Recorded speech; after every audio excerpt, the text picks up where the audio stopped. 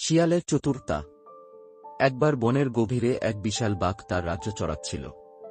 হঠাৎ সে একটি শিয়ালকে দেখতে পেল। বাঘটি শিয়ালের দিকে ছুটে গেল, আর শিয়ালটি বাঘকে দেখে একদম ভয়ে জমে গেল। কিন্তু শীঘ্রই শিয়ালটি নিজের স্বাভাবিক অবস্থায় ফিরে এলো এবং বাঘের সামনে এসে বলল, মহারাজ, আমাকে খেতে পারবেন না, কারণ আমি দেবতাদের প্রেরিত এই বন পরিচালনা করার জন্য। যদি আপনি আমাকে খান তবে দেবতারা রুষ্ট হবেন এবং আপনাকে শাস্তি দেবেন। বাঘটি প্রথমে এটি বিশ্বাস করতে পারেনি।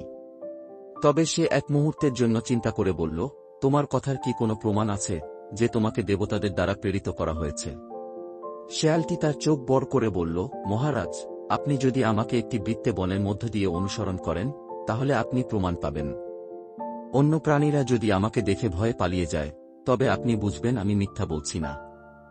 বাঘটি মনে করল যে এটি একটি যুক্তিসঙ্গত প্রস্তাব। তাই সে শেয়ালের পেছনে হাঁটতে শুরু করল। শেয়ালটি সামনে থেকে চিৎকার করে বলল, দেবতার বার্তাবাহককে অনুসরণ করো, প্রত্যেকের এটি এড়ানো উচিত।